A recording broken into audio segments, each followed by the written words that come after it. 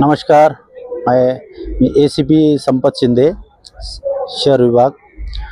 नुकत्याच दिनांक 19 फेब्रुवारी रोजी शहरामध्ये शिवजयंती मोठ्या उत्साहात आणि थाटामाटात पार पडलेली आहे।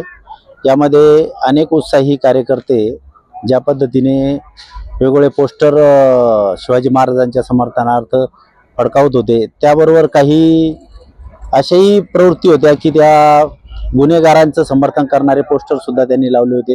असेच एक लॉरेन्स बिश्नोई या गुन्हेगाराबद्दलचं पोस्टर एका समाजकंटकाने या मिरवणुकीमध्ये फडकावलं।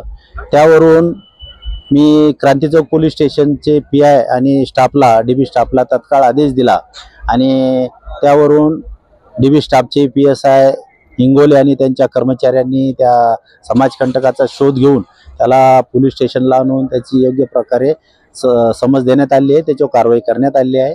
त्या समाजकंटकाचं नाव आहे दर्शन उर्फ श्याम पवार, राहणार भवानीनगर असा तो समाजकंटक आहे।